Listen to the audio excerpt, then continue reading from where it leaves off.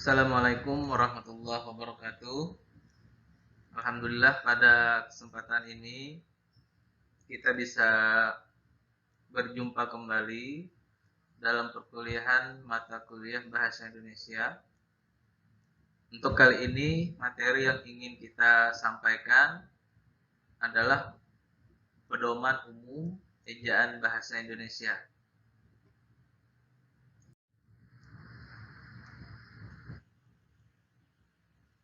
Ada 3 pembahasan yang ingin kita sampaikan pada kesempatan ini. Yang pertama adalah membahas mengenai ejaan yang pernah ada di Indonesia. Yang kedua, bagaimana sejarah singkat ejaan di Indonesia. Dan yang ketiga, bagaimana cara pemakaian huruf pada pedoman umum ejaan bahasa Indonesia. Pada bagian ini kita membicarakan sejarah singkat ejaan di Indonesia.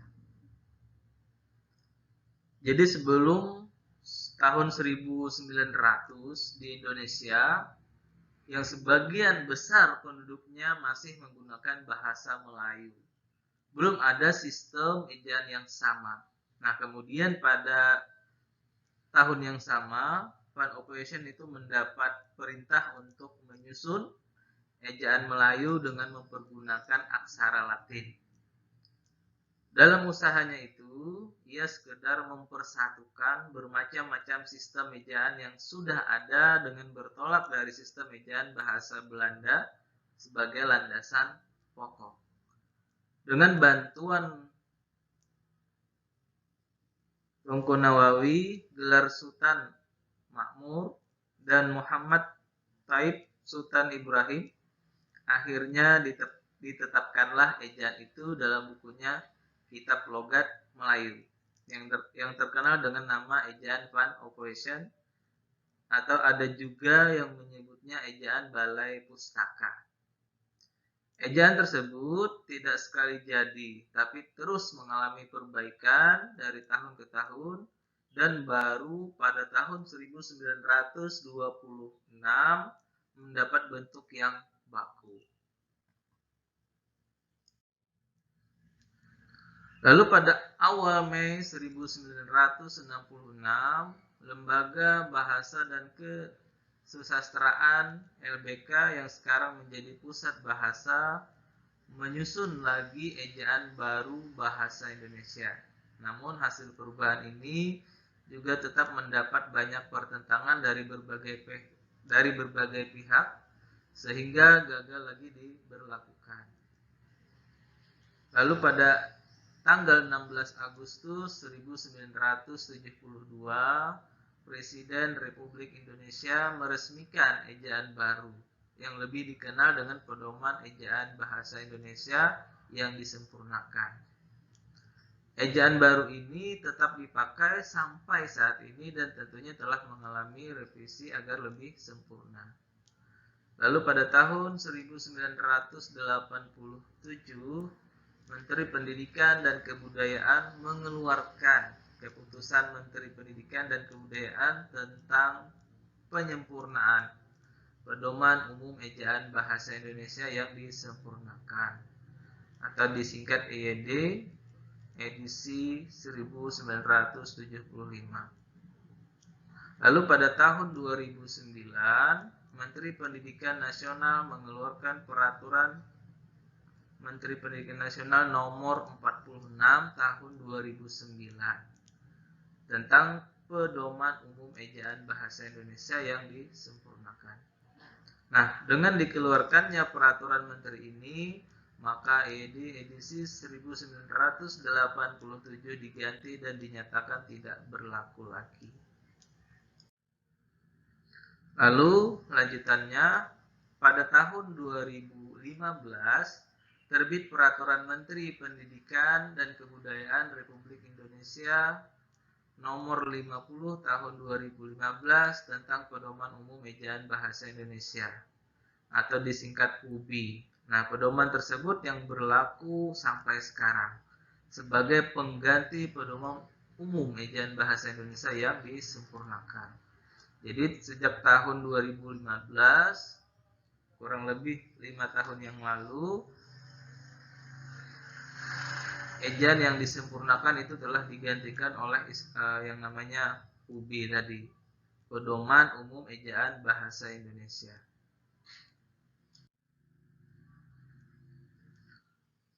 Lalu pada slide berikutnya kita bicara istilah ejaan. Nah, kita masuk ranah pengertian terlebih dahulu.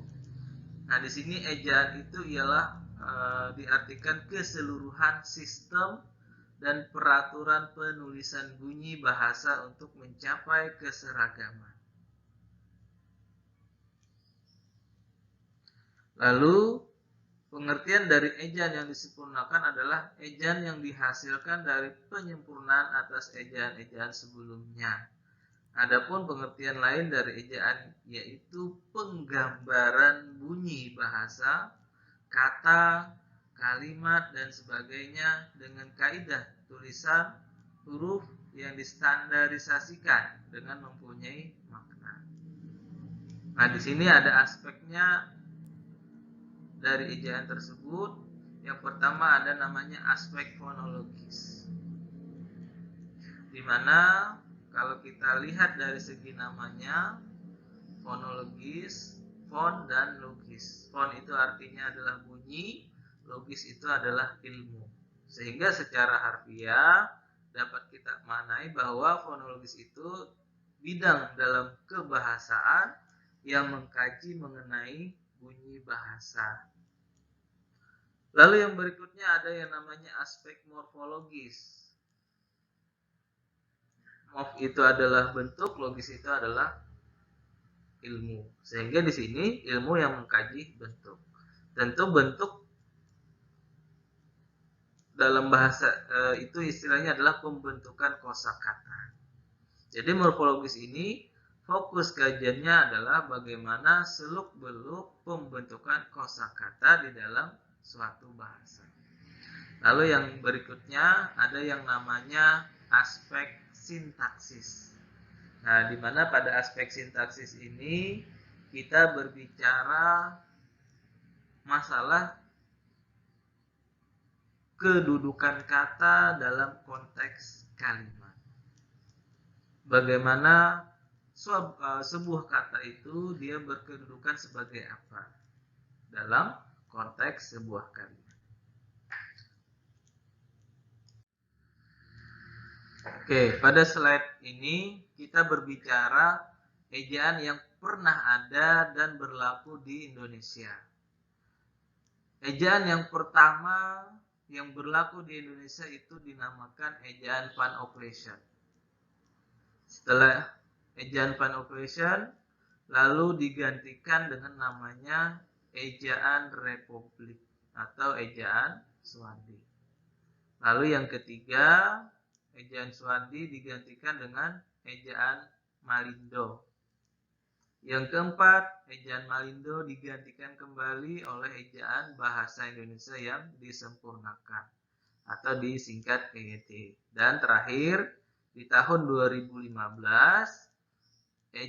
ejaan yang disempurnakan digantikan lagi dengan PUBI, Pedoman Umum Ejaan Bahasa Indonesia. Jadi PUBI itu sudah berlaku sejak tahun 2015, kurang lebih 6 tahun yang lalu.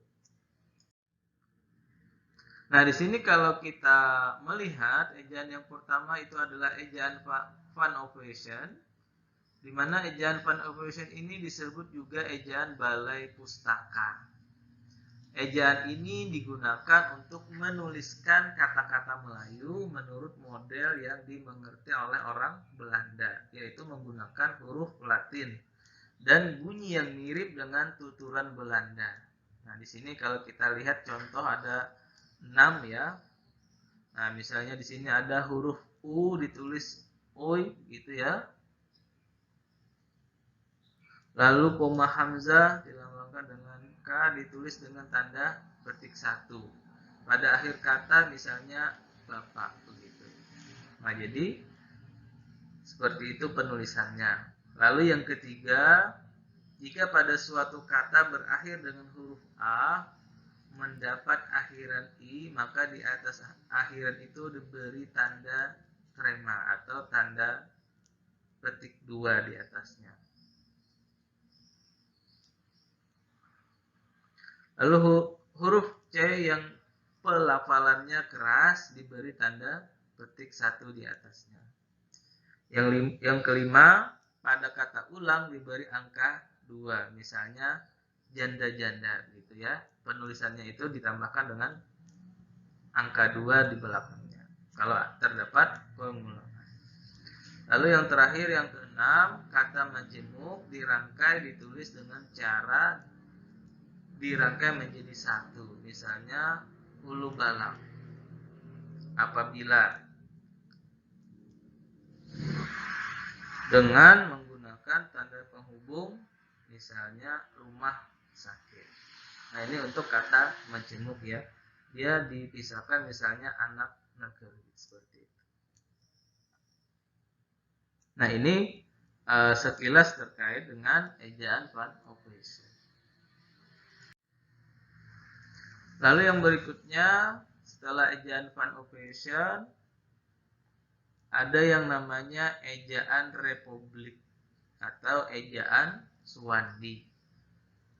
Ejaan Republik dimuat dalam surat keputusan Menteri Pendidikan dan Kebudayaan Mr. Suwandi nomor 264 BHG A tanggal 19 Maret 1947. Sebab ejaan ini disebut sebagai ejaan Suwandi. Sistem ejaan Suwandi merupakan sistem ejaan Latin untuk bahasa Indonesia. Lalu untuk ciri khusus ejaan Republik atau Suwandi bisa dilihat pada 5 poin berikut. Nah, di sini ada perubahan. Huruf Oi itu dalam ejaan Van Ophuijsen berubah menjadi menada U begitu. Tanda trema pada huruf A dan I dihilangkan. Koma ain dan koma hamzah dihilangkan. Koma hamzah ditulis dengan K, misalnya kata menjadi kata. Huruf E keras dan E lemah ditulis tidak menggunakan tanda khusus, misalnya ejaan seekor dan sebagainya. Lalu yang kelima, penulisan kata ulang dapat dilakukan dengan 2 cara. Contohnya berlari-larian atau berlari-larian. Nah, itu ada penambahan angka 2 seperti pada contoh ini ya, seperti itu. Lalu dalam perkembangannya digantikan lagi oleh ejaan Malindo, di mana ejaan Malindo Melayu Indonesia adalah suatu ejaan dari perumusan ejaan Melayu dan Indonesia. Perumusan ini berkat dari Kongres Bahasa Indonesia tahun 1954 di Medan, Sumatera Utara.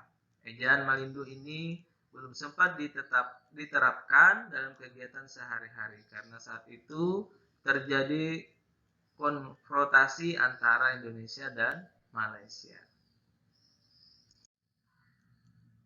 Nah, setelah itu digantikan lagi oleh ejaan bahasa Indonesia yang disempurnakan, atau mungkin ini dikenal lama yang dinamakan dengan EYD. Pada tanggal 16 Agustus 1972, Presiden Republik Indonesia meresmikan pemakaian ejaan bahasa Indonesia. Peresmian ejaan baru itu berdasarkan putusan Presiden nomor 57 tahun 1972. Departemen Pendidikan dan Kebudayaan menyebarkan buku kecil yang berjudul Pedoman Ejaan Bahasa Indonesia yang disempurnakan sebagai patokan pemakaian ejaan. Lalu EYD mengatur pemakaian huruf kapital dan huruf miring, penulisan kata, penulisan unsur serapan, dan pemakaian tanda baca.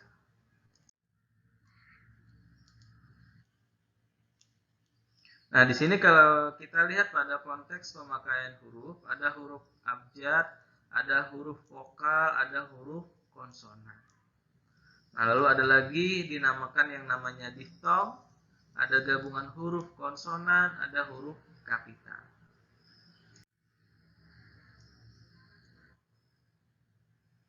Nah, kalau kita amati huruf atau abjad yang dipakai dalam ejaan bahasa Indonesia terdiri atas 26 huruf berikut. Nah, di sini ada contohnya ya.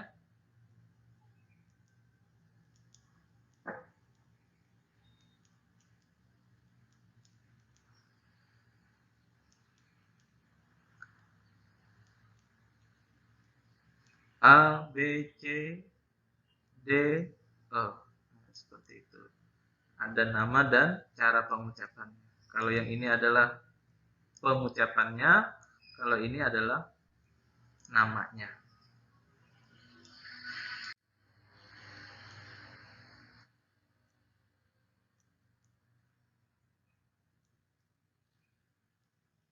Nah, lalu pada saat ini kita membicarakan masalah huruf vokal atau biasa disebut sebagai huruf hidup ya.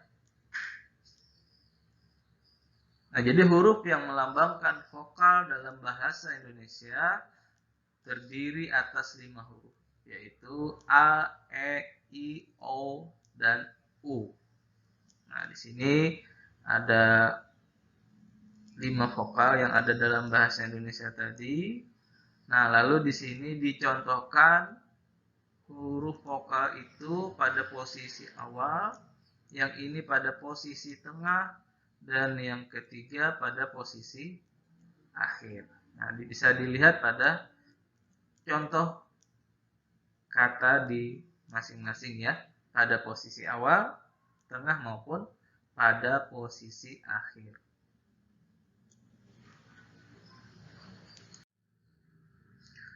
Yang berikutnya lagi kita berbicara masalah huruf konsonan. Nah, jadi huruf yang melambangkan konsonan dalam bahasa Indonesia terdiri atas 21 huruf. Huruf apa saja? Itu dimulai dari B sampai seterusnya ya, sampai Z. Itu namanya adalah huruf konsonan. Nah, di sini ada sebagian contoh dari huruf konsonan itu, baik pada posisi awal, posisi tengah, atau pada posisi akhir. Nah, lalu yang berikutnya kita berbicara masalah diftong. Jadi diftong dalam bahasa Indonesia terdapat 4 diftong yang dilambangkan dengan gabungan huruf vokal ai, au, e, dan oi. Jadi ini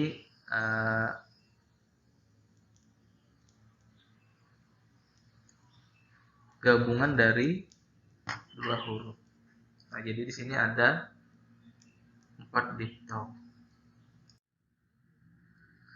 Lalu ada juga gabungan konsonan. Jadi gabungan huruf konsonan KH, NG, NY, dan SY itu masing-masing melambangkan satu bunyi konsonan. Nah, di sini ada gabungan huruf konsonannya.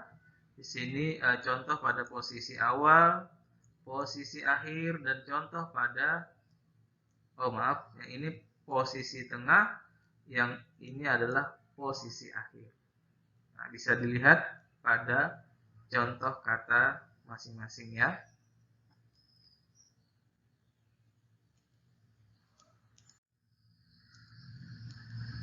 Yang berikutnya kita membicarakan masalah huruf kapital. Yang pertama, huruf kapital itu dipakai sebagai huruf pertama awal kalimat. Misalnya, apa maksudnya? Dia membaca buku. Nah, ini yang perlu kita ingat. Dan kadang sering lupa juga. Ya. Jadi huruf kapital pada aturan yang pertama ini, dia dipakai pada awal kalimat. Jadi apa? A-nya itu dia menggunakan huruf kapital.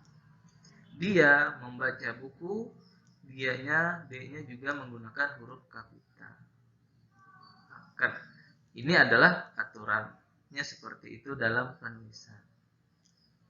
Jadi karena ini sebenarnya persoalan sederhana, tapi kadang kita juga sering lupa ya. Jadi sangat perlu diperhatikan dalam penulisannya, apalagi kita membuat sebuah karya ilmiah. Hal-hal seperti ini, hal-hal kecil seperti ini perlu kita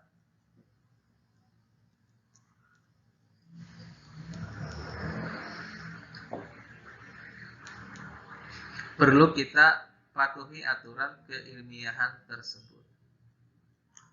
Yang pertama sudah, lalu yang kedua, huruf kapital dipakai sebagai huruf pertama unsur nama orang, termasuk julukan.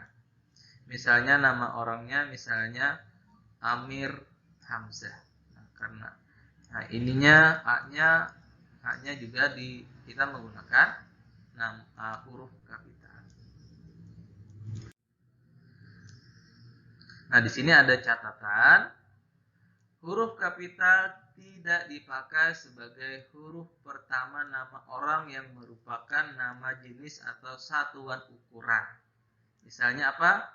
Ikan mujair. Nah, jadi ini tidak berlaku. Yang kedua, sebagai catatan, huruf kapital tidak dipakai untuk menuliskan huruf pertama kata yang bermakna anak dari, seperti bin, binti, boro, font atau huruf pertama kata tugas. Misalnya di sini adalah Siti Fatimah binti Salim. Nah, bintinya ini tidak perlu kita tulis menggunakan huruf kapital. Lalu catatan yang ketiga, huruf kapital dipakai pada awal kalimat dalam petikan langsung. Misalnya, adiknya bertanya, kapan kita pulang? Nah, pada petikan langsung di sini, maka kita menggunakan K-nya itu huruf kapital.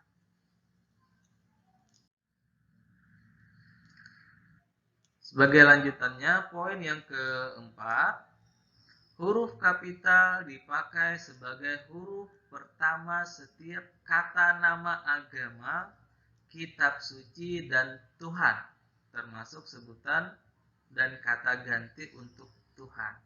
Misalnya Islam, Al-Quran.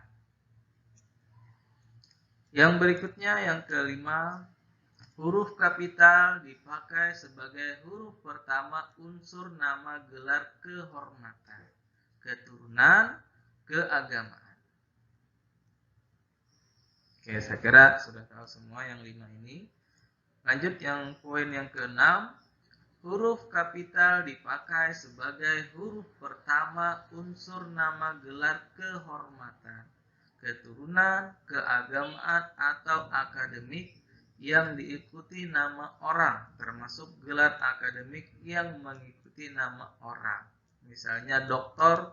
Muhammad Hatta. Nah, jadi ini gelarnya perlu kita menggunakan huruf kapital. Lalu pada poin yang ketujuh, huruf kapital dipakai sebagai huruf pertama unsur nama gelar kehormatan, keturunan, keagamaan, profesi, serta nama jabatan dan kepangkatan yang dipakai sebagai sapaan. Misalnya selamat datang, yang mulia, silakan duduk Prof. Nah, ini kita perlu menggunakan huruf kapital.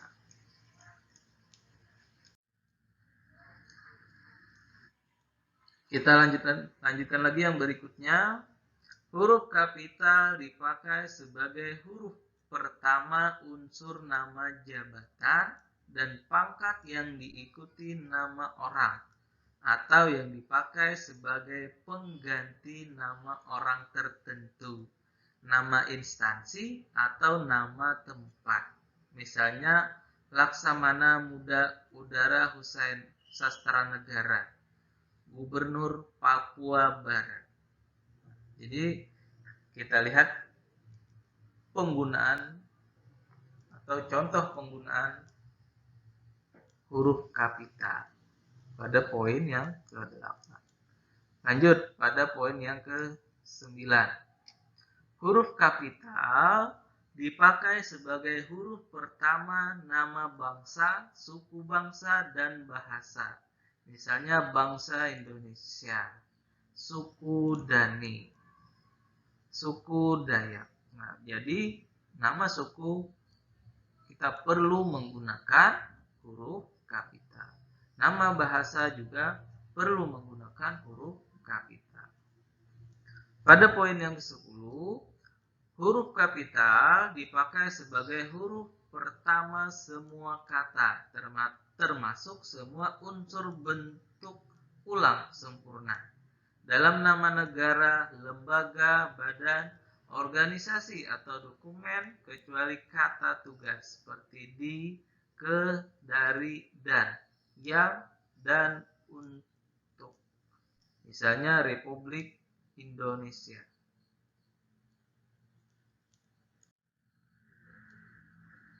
Baik, kita lanjutkan pada slide yang berikutnya, berbicara masalah huruf miring.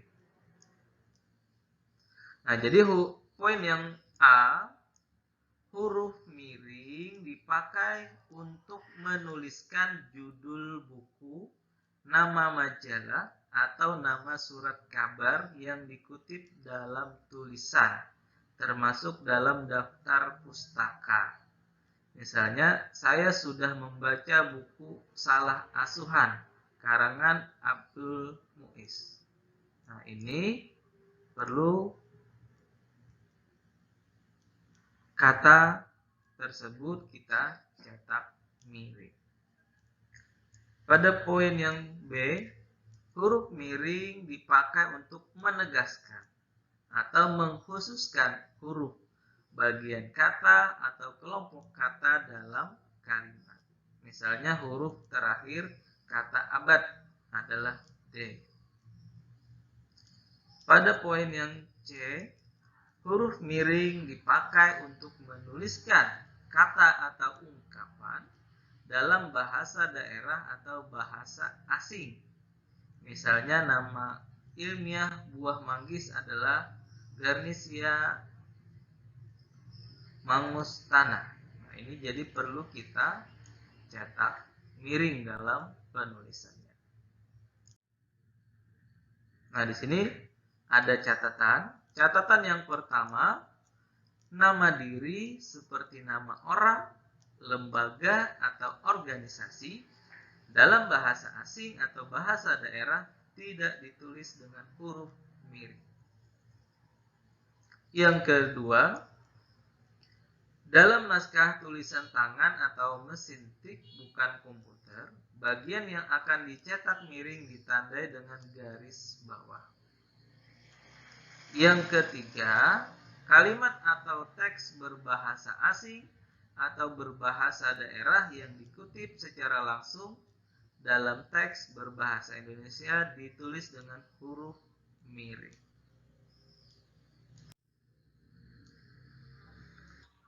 Kita lanjutkan pada slide berikutnya, berbicara mengenai huruf tebal. Pada bagian A, huruf tebal dipakai untuk menegaskan bagian tulisan yang sudah ditulis miring. Misalnya, kata et dalam ungkapan ora et labora berarti dan. Huruf tebal dapat dipakai untuk menegaskan bagian-bagian karangan, seperti judul buku, judul bab, atau subbab.